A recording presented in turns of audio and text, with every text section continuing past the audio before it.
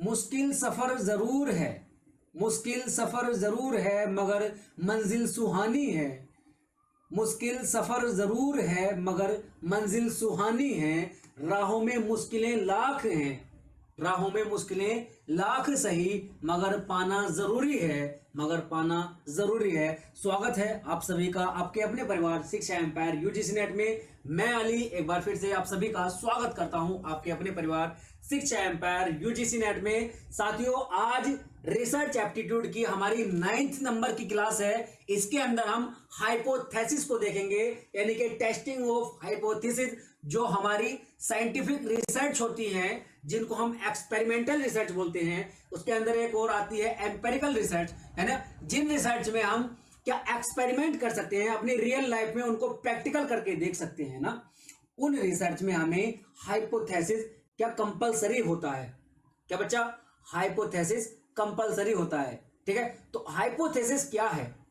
हम बहुत दिनों से रिसर्च एप्टीट्यूड को पढ़ते आ रहे हैं। उसमें हर एक रिसर्च में लगभग हमने ये हाइपोथेसिस के बारे में जाना है। अब शुरू से लेकर अब तक हम एक इस वर्ड को बोलते आ रहे हैं, सुनते आ रहे हैं, समझते आ रहे हैं, पढ़ते आ रहे हैं। ठीक है, लेकिन आज इसको हम डिटेल में पढ़ेंगे। क्या एक्चुअल में हाइपोथेसिस होता क्या है, क्यों इसको बनाने की जरूरत पड़ती है, किस किस तरह से इसको बनाया जाता है और कितने प्रकार के हाइपोथेसिस होते हैं।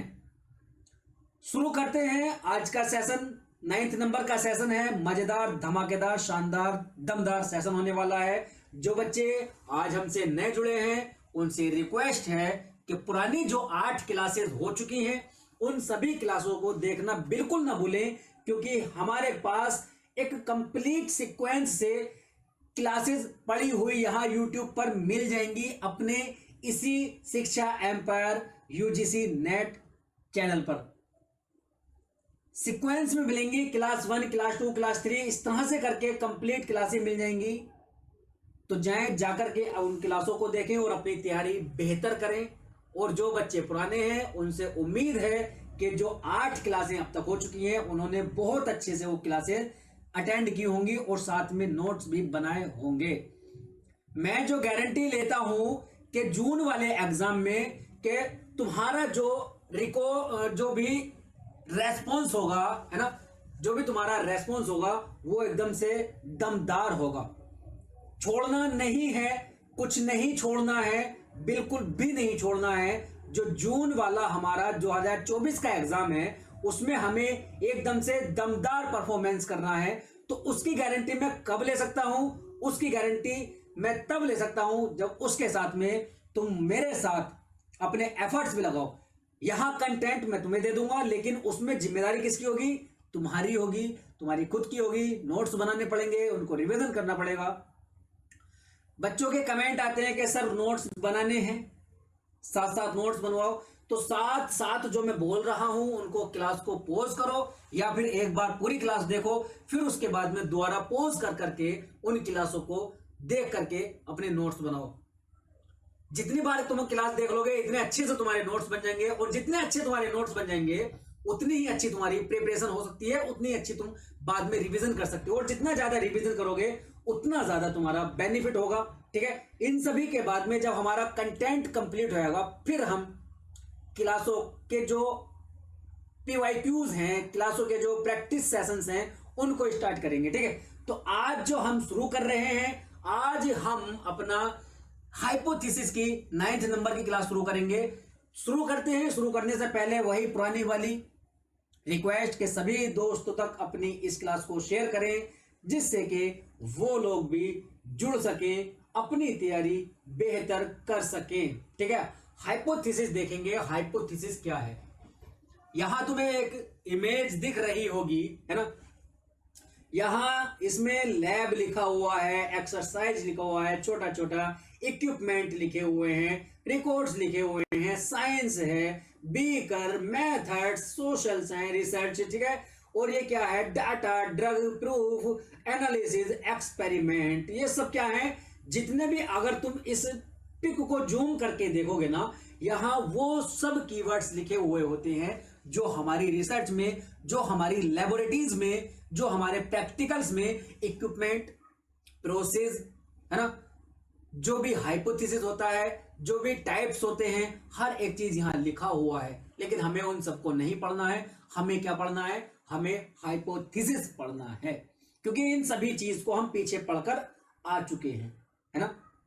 हर चीज को पढ़कर आ चुके हैं। एक्सपेरिमेंटल रिसर्च क्या होती है वो हमने पढ़ लिया है ना। एम्पिरिकल रिसर्च क्या होती है वो भी पढ़ा है, ठीक है।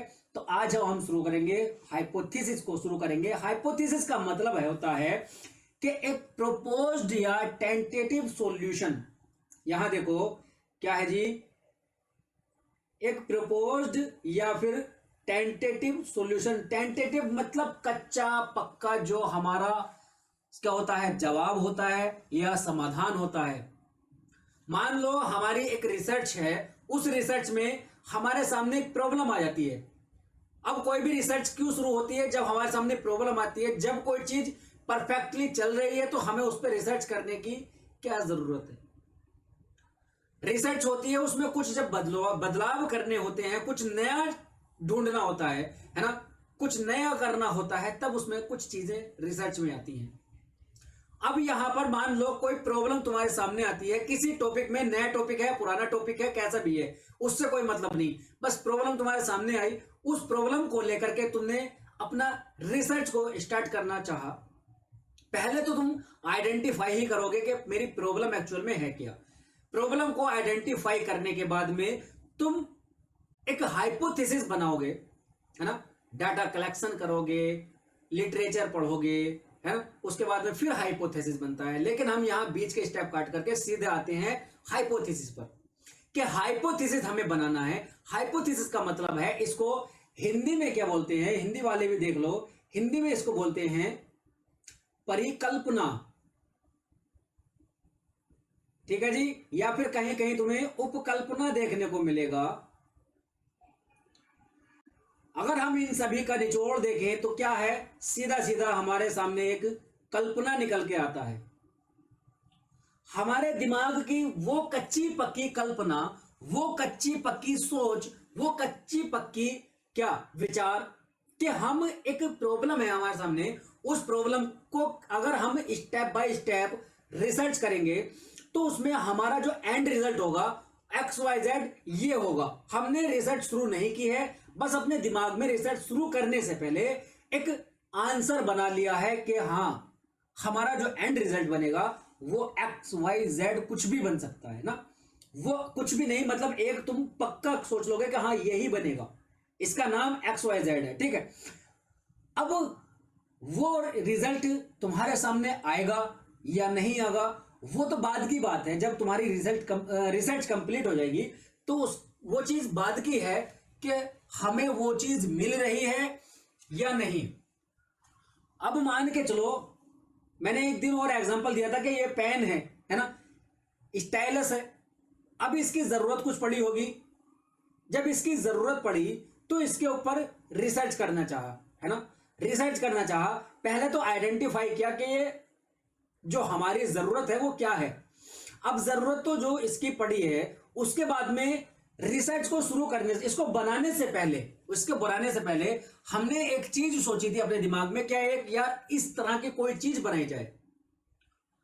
दिमाग में एक चीज सोची थी, एक कल्पना बनाई थी, हाइपोथेसिस उसको बनाया था कि एक चीज ऐसी इन्वेंट की जाए, कि ऐसी चीज रिसर्च में लाई जाए, है ना, कि उसका ये फायदा हो सके, उसका ये यूज हो सके।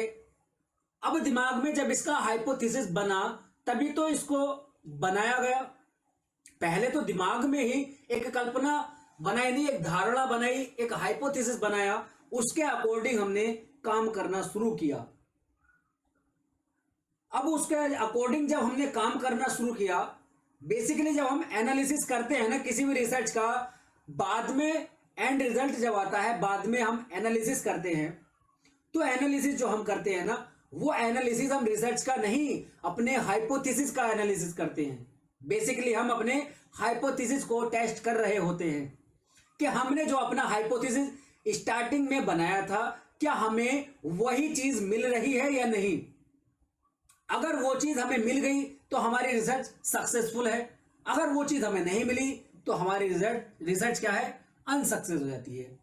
खाना बनाने के लिए जब कोई कुकर या फिर जो कोई शेफ होता है वो किचन में जाता है ना, वो कोई चीज अपने एक डिश चल रही है उसमें कुछ उसने मॉडिफिकेशन करना चाहा, एक डिश उसने बनाई हुई है ना, बहुत दिनों से उस पर वो काम कर रहा है, उसको डेली वेज बना भी रहा है, लेकिन एक दिन उसके दिमाग में आया मैं इसमें कुछ चेंज करना चाहूं, थोड़ा सा इसमें मैं चेंज कर लूं तो क्या होगा, किस तरह से होगा। अब वो उस चेंज को जब करेगा तो उसको करने के लिए उसने पहले चेंज का थोड़ा सा अपने दिमाग में सोचा कि मैं ऐसे इस तरह से कर सकता हूं, तो उसने सोचा कि इसका जो टेस्ट होगा, इसका जो टेस्ट होगा वो इससे बहुत ज्यादा शानदार होगा और इसका टेस्ट उस तरह का होगा। अब वो टेस्ट वो पहले तो टेस्ट नहीं कर सकता ना, है ना, बाद में ही करेगा। उसने उसको अपने दिमाग में हाइपोथेसिस बना लिया, फिर उसने अपना काम करना शुरू किया।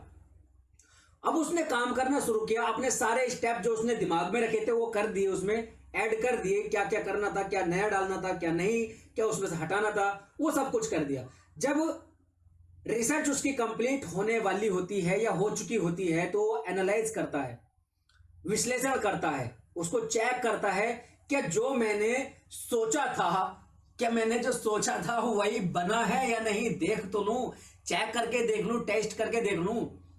अगर उसको वही टेस्ट लगा या उसको मजा आया, है ना, तो क्या है, उसकी जो सोच थी, उसकी जो हाइपोथेसिस थी वो टेस्ट हो जाएगा, यानी कि सेलेक्ट हो जाएगा या सक्सेस हो जाएगा। अगर नहीं होता तो रिजेक्ट हो जाता।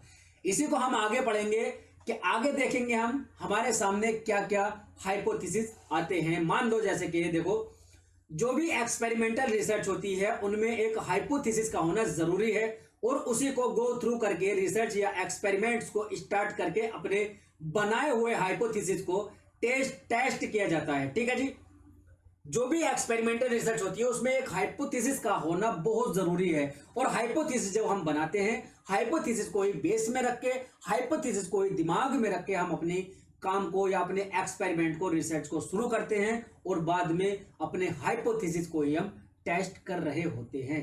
ठीक है, अब इसका डेली लाइफ में एक एग्जांपल देख लो, है ना। एक एग्जांपल है, जैसे कि मान लो एक प्रॉब्लम मेरे सामने आती है, मेरे खुद के सामने प्रॉब्लम आती है कि YouTube चैनल है मेरा, ठीक है, उस पर व्यूज एंड सब्सक्राइबर कैसे बढ़ेंगे, या बढ़ नहीं रहे, व्यूज नहीं आ रहे हैं वीडियोस पर, लाइक्स नहीं आ रहे हैं और सब्सक्राइबर नहीं आ रहे हैं।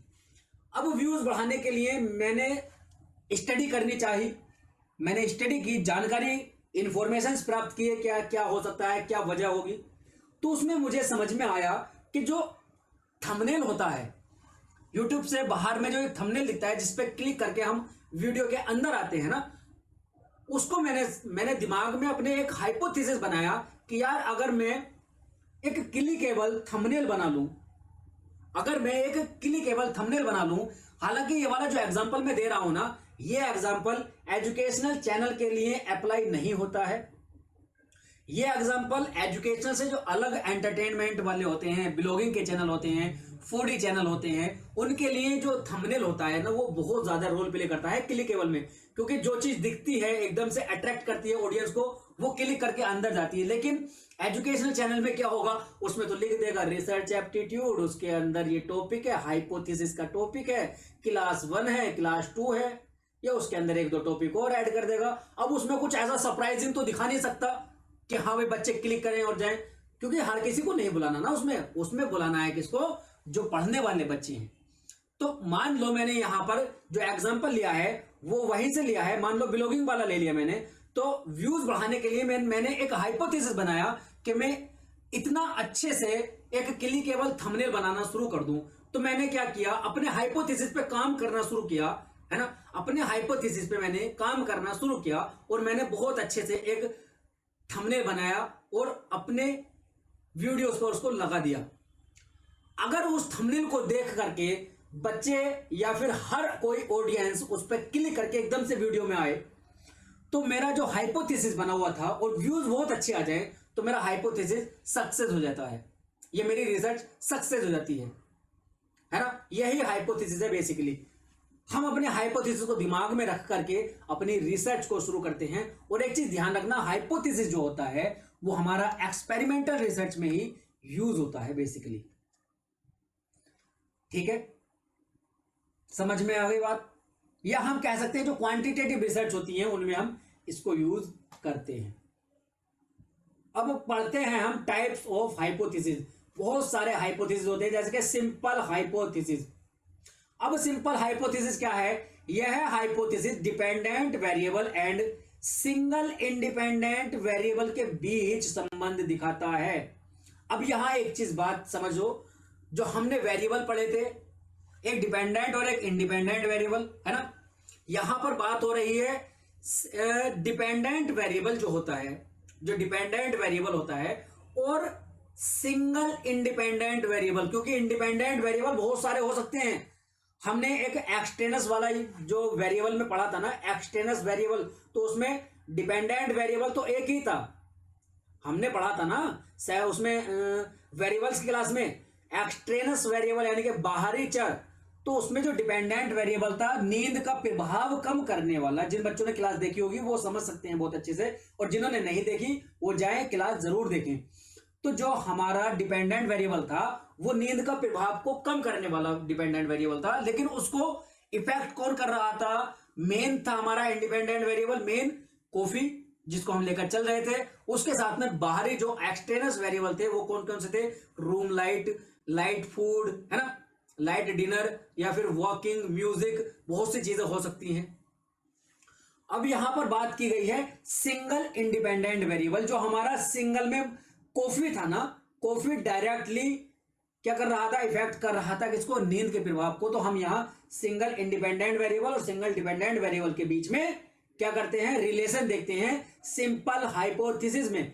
अगर सिंपल हाइपोथेसिस की बात करें तो उसमें सिर्फ और सिर्फ एक डिपेंडेंट वेरिएबल और एक इंडिपेंडेंट वेरिएबल के बीच में रिलेशन देखते हैं। जैसे कि कॉफी का प्रभाव डायरेक्टली नींद पर क्या इफेक्ट पड़ता है, यानी कि कॉफी जो है वो डायरेक्ट हम उसको नापें कि नींद पर इसका सीधा सीधा इफेक्ट क्या पड़ेगा। बाकी जो एक्सटर्नल वेरिएबल थे, जो और अदर एक्सटर्नल वेरिएबल थे, उनको हम यहां पर नहीं देख रहे। ठीक है, आगे चलते हैं, बात करते हैं दूसरे एग्जांपल की। सिंपल हाइपोथेसिस था, अब आता हमारे सामने कॉम्प्लेक्स हाइपोथेसिस या फिर जटिल परिकल्पना। दिख रहा है, चल मैं लिख देता हूं, जटिल परिकल्पना। ठीक है जी। अब जटिल परिकल्पना क्या है? इसमें जो सिंपल वाले में एक यूज हो रहे थे, यहां पर दो या दो से अधिक इंडिपेंडेंट वेरिएबल एंड दो या दो से अधिक डिपेंडेंट वेरिएबल के बीच में संबंध देखना होता है ना। यहां हो रही बात, दो या दो से अधिक इंडिपेंडेंट वेरिएबल हो और दो या दो से अधिक डिपेंडेंट वेरिएबल हो, उनके बीच में संबंध देखना होता है। जैसे कि मान के चलो जो वर्कआउट होता है ना, वर्कआउट यानी कि एक्सरसाइज जो हम सुबह को घर पर करते हैं या फिर जिम में जाकर करते हैं या पार्क में जाकर करते हैं, कहीं भी कर सकते हैं। ठीक है, तो यहां वो वर्कआउट और डाइट, ये क्या हो गए? दो इंडिपेंडेंट वेरिएबल हो गए। एक इंडिपेंडेंट वेरिएबल हो गया हमारे सामने वर्कआउट, है ना। एक इंडिपेंडेंट वेरिएबल हो गया वर्कआउट, दिख रहा है ना साइड में थोड़ा सा, यहां देखो, एक इंडिपेंडेंट वेरिएबल वर्कआउट, एक इंडिपेंडेंट वेरिएबल डाइट। क्योंकि वर्कआउट और डाइट दोनों का बहुत अहम रोल होता है हमारी हेल्थ में। अब यहां बात होती है जो वर्कआउट और डाइट का दोनों का हेल्थ पर क्या इफेक्ट पड़ता है। यहां बात हो गई है हेल्थ की। ठीक है, यहां बात हो जाती है हेल्थ की। अब हेल्थ के अंदर जहां हमें दिख रहा है, बेसिकली हमें एक ही डिपेंडेंट वेरिएबल दिख रहा है कि प्रभाव किसका? वर्कआउट का और डाइट का हेल्थ पर पड़ रहा है। अब अगर हम बात करें, हेल्थ के अंदर भी बहुत सारे वेरिएबल्स होते हैं, जैसे कि हेल्थ के अंदर शुगर लेवल, है ना, शुगर लेवल मेंटेन रहता है या नहीं रहता है, एनर्जी लेवल कैसा होता है, वो भी तो हेल्थ के अंदर है ना। ठीक है, हार्ट में क्या होता है, हार्ट हमारा कैसा रहता है, हार्ट क्या होता है। ठीक है, दिल की जो हमारे साथ प्रॉब्लम्स होती है उन पर क्या इफेक्ट पड़ता है, वो ठीक होती है या नहीं, है ना। मेंटली कैसा इफेक्ट पड़ता है, और बहुत सारी चीजें हो सकती हैं। वर्कआउट और डाइट का इफेक्ट हेल्थ पर पड़ता है, लेकिन हेल्थ के अंदर तो हम कुछ भी ले सकते हैं ना, कुछ भी आ सकता है हेल्थ के अंदर, है ना। हेल्थ के अंदर कुछ भी आ सकता है, तो इसके अंदर भी बहुत सारे वेरिएबल छिपे हुए हैं। तो यहां रिलेशन हो रहा है इन सभी के बीच में। ठीक है, तो दो या दो से अधिक जो इंडिपेंडेंट वेरिएबल दो या दो से अधिक डिपेंडेंट वेरिएबल को इफेक्ट करते हैं या नहीं, ये देखना होता है। अब आता है डायरेक्शन के अनुसार, है ना, डायरेक्शन के अनुसार। तो डायरेक्शन के अनुसार भी एक तो होता है डायरेक्शनल और एक होता है नॉन डायरेक्शनल। डायरेक्शनल यानी कि दिशात्मक परिकल्पना या दिशात्मक हाइपोथेसिस, ठीक है, जिसमें कोई कंडीशन या डायरेक्शन शो होती है ना, जिसमें कोई कंडीशन या डायरेक्शन शो होती है। जैसे मान के चलो कॉफी का यूज नींद को कम कर देता है, तो कॉफी का यूज नींद को कम कर देता है। यहां एक चीज क्या है, यहां फिक्स कर दिया गया है, यहां कर दिया गया है कि फिक्स कर दिया है कि नींद का, मतलब कॉफी का जो यूज होता है ना, वो नींद को कम कर देता है। यहां कोई सस्पेंस नहीं छोड़ा कि कर सकता है या नहीं। यहां एक डायरेक्शन दे दी, एक कंडीशन लगा दी कि कॉफी का यूज नींद को कम करता है। बात हो गई समझ में, है बात आ गई। अब नॉन डायरेक्शन क्या होता है जी, नॉन डायरेक्शन क्या कहेगा, देखो इसमें कुछ फिक्स नहीं होता। नॉन डायरेक्शन में देखो, नॉन डायरेक्शन में कुछ भी फिक्स नहीं होता है। जैसे हम कहें कि कॉफी के यूज से नींद पर प्रभाव पड़ता है, नींद पर प्रभाव पड़ता है, यहां फिक्स नहीं है कि नींद से जो कॉफी है, कॉफी नींद को कम ही करती है, यहां फिक्स नहीं हुआ है। यहां कहा है कि कॉफी से नींद पर प्रभाव इफेक्ट पड़ता है। अब वो इफेक्ट नींद को कम भी करने का हो सकता है, वो इफेक्ट नींद को बढ़ाने का भी हो सकता है, कुछ भी हो सकता है। यहां फिक्स नहीं है, यहां कंडीशन नहीं है, यहां डायरेक्शन नहीं है, तो इसको कहा गया है नॉन डायरेक्शन हाइपोथेसिस। मान लिया, समझ में आ गई बात, आई समझ में या नहीं, बोलो। आज की जो स्लाइड है उसमें थोड़ा सा तुम्हें एक जो मेरे नोट्स हैं उन्हीं के फोटो मिलेंगे, ताकि बच्चों को भी समझ में आ जाए, जो बार बार कमेंट करके पूछते हैं कि सर नोट्स कैसे बनाए। हो सकता है अगर तुम्हें कुछ इससे समझ में आए तो इस तरह के बना सकते हो। बेहतर वो होता है जो तुम्हारे खुद के समझ से नोट्स बने होते हैं। कुछ बच्चे डायग्राम्स में नोट बना करके अच्छा समझते हैं, कुछ बच्चे पूरी डिटेल लिखकर नोट्स बना के अच्छा समझते हैं। तो जो तुम्हें बेहतर लगे वो तुम नोट्स में बना सकते हो। नोट्स बनाने का कोई भी स्पेसिफिक रूल नहीं होता है। डायरेक्शन, जिसमें एक डायरेक्शन फिक्स कर देते हैं।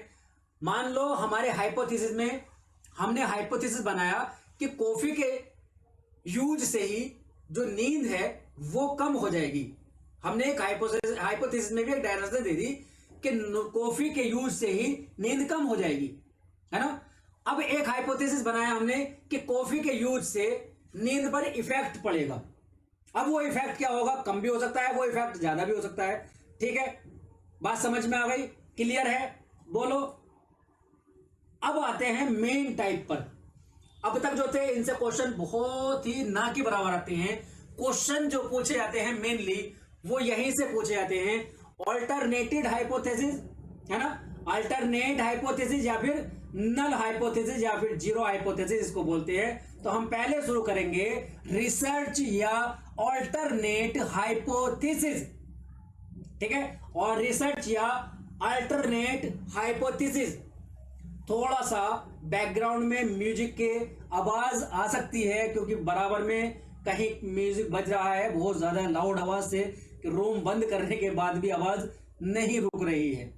तो हो सकता है थोड़ा सा आवाज आ रही हो तो उसको इग्नोर करना, ठीक है। ध्यान देना मेरी बात पर, ये मत सोचना कि गानों का हमें शौक है तो गाने सुनेंगे। मेरी आवाज को तुम्हें शौक डालना पड़ेगा, ठीक है, जेआरएफ को पास करना है। तो यहां हम शुरू करेंगे, देखो किसको शुरू करेंगे भाई बताओ, रिसर्च या फिर अल्टरनेट हाइपोथेसिस को, ठीक है। अब इसको देखो, यहां क्या होता है रिसर्च या अल्टरनेट हाइपोथेसिस, ठीक है। रिसर्चर लिटरेचर प्रीव्यू के बाद जो हाइपोथेसिस जनरेट करता है वही रिसर्च या अल्टरनेट हाइपोथेसिस कहलाता है। इसको H1 से डिनोट करते हैं। यह दो वेरिएबल में संबंध बताती है कि एक वेरिएबल को चेंज करने पर दूसरा वेरिएबल भी चेंज हो जाता है, ठीक है। बात करते हैं कि इसमें क्या कहा गया है। जब रिसर्चर अपनी रिसर्च का लिटरेचर को पढ़ लेता है, लिटरेचर प्रीव्यू कर लेता है ना, लिटरेचर को पढ़ लिया, सारे काम कर लिए, तो एक हाइपोथेसिस बनाता है अपने अकॉर्डिंग क्या हो सकता है मेरी रिसर्च का एंड रिजल्ट। तो वो जो रिसर्च में प्रीव्यू करने के बाद जो हाइपोथेसिस बनाता है वो उसका रिसर्च हाइपोथेसिस या फिर अल्टरनेट हाइपोथेसिस कहलाता है। अब इसमें एक क्वालिटी और है, ये एक वेरिएबल को बताता है, ये बताता है कि एक वेरिएबल को अगर हम चेंज करेंगे तो दूसरा वेरिएबल भी चेंज हो सकता है या दूसरा चेंज भी होता है। अगर हमें एक वेरिएबल को चेंज कर दिया तो दूसरा भी चेंज होगा। ये कहता है अल्टरनेट हाइपोथेसिस, जिसको हम H1 के नाम से जानते हैं। कहा गया यानी कि हमारे दिमाग, देखो हमारी रिसर्च है, हमारी रिसर्च क्या है, हमारी रिसर्च है कि जो नमक होता है ना, नमक जो हम खाते हैं, नमक खाने का हमारे दिमाग पर क्या असर पड़ता है, इस पर हम रिसर्च करना चाहते हैं। तो हमारे सामने दो हाइपोथेसिस बनकर आएंगे। अब दो हाइपोथेसिस कौन से बनकर आएंगे, एक हमारा दिमाग कहते हैं ना कि यार मेरा एक मन कह रहा है कि ये होगा, एक मन कह रहा है कि वो होगा। मन क्या है, मन दिमाग है ना, दिमाग ही है। तो दिमाग दो बातें सोचता है, एक बार सोचता है कि नमक का प्रभाव या नमक खाने से दिमाग तेज हो सकता है ना। अगर हमारी रिसर्च है कि नमक का दिमाग पर क्या प्रभाव पड़ता है, तो एक हमारा हाइपोथेसिस बनेगा कि नमक का प्रभाव दिमाग को तेज करेगा, यानी कि नमक अगर हम खाएंगे, जितना ज्यादा नमक खाएंगे उतना ज्यादा दिमाग हमारा तेज होगा। एक हाइपोथेसिस ये बन गया। अभी ये हाइपोथेसिस ठीक है या नहीं, ये रिसर्च के बाद पता चलेगा। ठीक है, अब हम पहले इसके बारे में सोच लेते हैं। अगर जो हमारा एक हाइपोथेसिस जो होता है H1, जो हाइपोथेसिस ये कहता है कि एक वेरिएबल को चेंज करने से दूसरा भी चेंज होता है, मतलब अगर हम नमक की क्वांटिटी को बढ़ाएंगे तो हमारा दिमाग की भी स्पीड बढ़ेगी, यानी कि दिमाग के सोचने समझने की क्षमता भी बढ़ेगी, यानी कि दिमाग हमारा तेज होगा। तो इसमें एक बात हो गई कि एक वेरिएबल को चेंज करने से दूसरा भी चेंज हो रहा है। ठीक है, नमक की क्वांटिटी बढ़ा रहे हैं तो दिमाग भी तेज हो रहा है। तो इसमें देखो H1 में यहां एक फॉर्मूला टाइप में है कि IV, तो हमारे पास नमक है, हमने नमक की क्वांटिटी बढ़ाई, तो इसका संबंध क्या होगा, इसका संबंध होगा DV पर। डिपेंडेंट वेरिएबल है हमारा दिमाग, तो DV भी बढ़ेगा। ठीक है, नमक बढ़ाया तो DV भी बढ़ गया, नमक घटाया तो DV भी घट गया। तो ये क्या है, एक हाइपोथेसिस हमारा ये हो गया कि हमने एक हाइपोथेसिस बनाया कि हम नमक ज्यादा खाएंगे, जितना ज्यादा नमक खाएंगे उतना ज्यादा हमारा दिमाग तेज होगा। ठीक है, अभी ये बाद में पता चलेगा सही है या नहीं, इतना समझ लो बस। जो हाइपोथेसिस एक वेरिएबल को चेंज करने पर दूसरा वेरिएबल भी चेंज होता है, यह बताता है, तो वो अल्टरनेट हाइपोथेसिस होता है। अब आते हैं नल हाइपोथेसिस पर। नल हाइपोथेसिस क्या होता है, नल हाइपोथेसिस होता है जी, जिसको हम H0 कहते हैं या फिर H0 कहते हैं या फिर जीरो हाइपोथेसिस भी इसको कहते थे। नल हाइपोथेसिस या जीरो हाइपोथेसिस या फिर H0 या H0 भी इसको कहते हैं या डिनोट करते हैं इससे। ठीक है, अब जो नल हाइपोथेसिस है वो क्या कहती है, ये कहती है कि दो वेरिएबल के बीच में कोई भी संबंध नहीं होता, है ना। एक हाइपोथेसिस कहती है कि दो वेरिएबल के बीच में कोई भी संबंध नहीं होता, कोई संबंध नहीं होता। ठीक है बच्चा, क्या कहती है, कोई संबंध नहीं होता। H0 या फिर नल हाइपोथेसिस जो होगी वो ये कहती है कि दोनों वेरिएबल के बीच में कोई रिलेशन नहीं होता, कोई भी रिलेशन नहीं होता। जहां हमने कोरिलेशनल स्टडी पढ़ी थी ना, कोरिलेशनल रिसर्च, वहां हम देख रहे थे महंगाई को और गरीबी को। उसमें दो, एक वेरिएबल था, इंडिपेंडेंट वेरिएबल था हमारा महंगाई और डिपेंडेंट वेरिएबल था गरीबी। महंगाई को हम बढ़ा रहे थे, घटा रहे थे, उसका इफेक्ट कहां पड़ रहा था, डिपेंडेंट वेरिएबल पर, यानी कि गरीबी पर। महंगाई बढ़ रही थी तो गरीबी भी बढ़ रही थी। जिस भी क्षेत्र में, जिस भी देश में ज्यादा महंगाई होगी तो वहां गरीबी भी ज्यादा होगी, लोगों के पास पैसा कम होगा, महंगाई ज्यादा होगी। ठीक है, अगर हम महंगाई को घटा रहे थे महंगाई को घटा रहे थे, तो वहां क्या हो रहा था कि जो गरीबी है वो भी कम हो रही थी, लोग अमीर होने शुरू हो गए थे। महंगाई कम हो गई, लोगों के पास पैसा ज्यादा इकट्ठा होने लगा, तो लोग अमीर होने लगे। तो क्या हो गया, इससे महंगाई घटी तो गरीबी भी घटी। तो यहां क्या हो गया, यहां हमारा जो भी हमारा हाइपोथेसिस बनेगा ना, वो हाइपोथेसिस हमारा कौन सा होगा, अल्टरनेट हाइपोथेसिस। जो हमने पहले देखा था ना अभी, H1 हाइपोथेसिस, वो होगा हमारा अल्टरनेट हाइपोथेसिस। यानी कि हमारा एक वेरिएबल बढ़ेगा तो दूसरा ही बढ़ेगा, एक को चेंज करेंगे दूसरा भी चेंज होगा। उसी में हमने एक और एग्जांपल लिया था। क्या एग्जांपल था कि अगर हम एक रिसर्च में देखें कि महंगाई का मौसम पर क्या चेंज पड़ता है।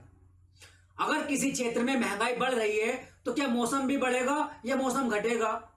तो वहां क्या था कि महंगाई पर या महंगाई से मौसम पर कोई इफेक्ट नहीं पड़ता है ना। दोनों वेरिएबल स्वतंत्र हैं, दोनों वेरिएबल एक दूसरे पर निर्भर नहीं है।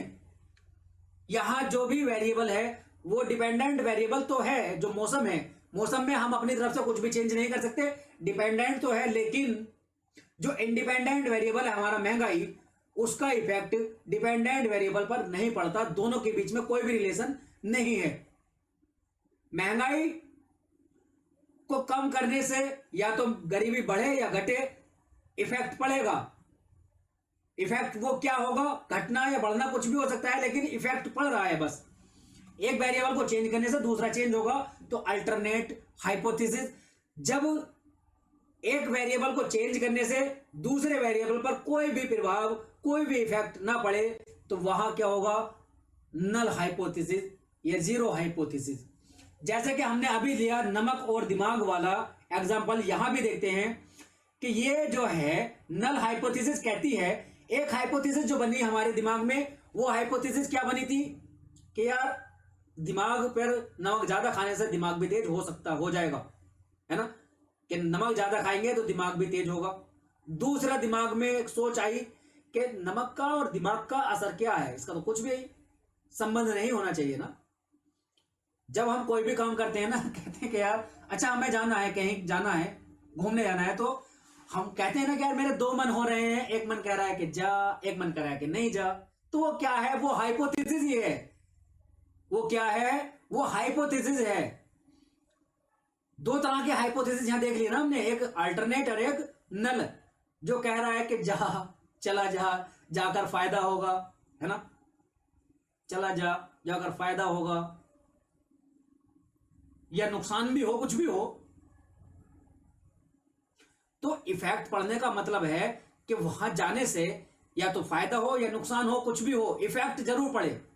अब एक मन कहे यार जाने से कोई ना तो फायदा है ना नुकसान है, ना फायदा है ना नुकसान है, बिना बात के जाना, छोड़ो, कोई मतलब नहीं, मतलब ही नहीं कोई जाने के। तो ये क्या है, ये नल हाइपोथेसिस है। तो यहां कह रहे हैं कि जो नमक है, नमक अब ज्यादा खाओ या कम खाओ तो उससे दिमाग पर यानी कि माइंड पर तो कोई इफेक्ट नहीं पड़ना चाहिए ना, कोई इफेक्ट नहीं है। तो यहां पर दोनों वेरिएबल में कोई संबंध नहीं है। हम हमेशा जो टेस्ट करते हैं ना, टेस्ट नहीं, या टेस्ट आ रहा है, टेस्ट करते हैं। हम हमेशा जो टेस्ट करते हैं, जो चेक करते हैं ना, वो किसको करते हैं, वो करते हैं नल हाइपोथेसिस। हम जब एनालिसिस करते हैं ना, जब हम एनालिसिस करते हैं, बेसिकली हम अपने नल हाइपोथेसिस को टेस्ट कर रहे होते हैं। अल्टरनेट हाइपोथेसिस को हम टेस्ट नहीं करते, वो हमारे दिमाग में बन जरूर जाता है बस। लेकिन हम जो आगे लेकर चलते हैं, जो टेस्ट करते हैं, वो करते हैं नल हाइपोथेसिस को। अगर हमारा नल हाइपोथेसिस सेलेक्ट हो जाता है तो ऑटोमेटिकली जो हमारे दिमाग में दूसरा हाइपोथेसिस बना था, अल्टरनेट हाइपोथेसिस, वो रिजेक्ट हो जाता है। यदि किसी वजह से हमारी रिसर्च में, हमारे एनालिसिस में नल हाइपोथेसिस रिजेक्ट हो जाता है, तो ऑटोमेटिकली जो अल्टरनेट हाइपोथेसिस है कि नमक खाने से दिमाग तेज होगा, हम फिर उसको टेस्ट नहीं करेंगे कि होगा या नहीं होगा, फिर हम उसको मान लेते हैं कि नल हाइपोथेसिस हमारा रिजेक्ट हो गया। तो अब दूसरा हाइपोथेसिस है कि एक वेरिएबल को चेंज करने से दूसरा चेंज होगा, हम उसको सेलेक्ट कर लेते हैं, यानी कि एक वेरिएबल को चेंज करने से दूसरा वेरिएबल चेंज होता है। अब फिर उसके ऊपर रिसर्च करते हैं कि चेंज जो हो रहा है वो कैसे चेंज हो रहा है, यानी कि ज्यादा खाने से ज्यादा हो रहा है या कम हो रहा है, वो दूसरा प्रोसेस है ना। सिलेक्ट का तक का प्रोसेस हमारा यहीं तक का है, वो दूसरी रिसर्च में आ जाता है फिर। ठीक है, ये होता है हाइपोथेसिस। ठीक है, बेसिकली जो हम टेस्ट करते हैं, क्वेश्चन पूछा जाता है कि नल एंड अल्टरनेट हाइपोथेसिस में किसको टेस्ट या किसको एनालाइज किया जाता है, तो कहोगे नल हाइपोथेसिस को एनालाइज किया जाता है, टेस्ट किया जाता है। और इसी के साथ में हमारी क्लास का समापन होता है, एंड होता है। आज हमारी कितनी क्लास हो गई हैं? 9 क्लासें हो गई हैं। रिसर्च एप्टीट्यूड की हमने 9 क्लासें ले ली हैं। उम्मीद करता हूं बहुत अच्छे से समझ में आई होंगी, और उम्मीद करता हूं क्लासों को, सभी क्लासों को आपने पूरी ईमानदारी के साथ में अटेंड किया है। और आज ही हमारी जो यूनिट है रिसर्च एप्टीट्यूड की, वो भी कंप्लीट हो जाती है ना। वो भी क्या है? कंप्लीट हो जाती है। मंडे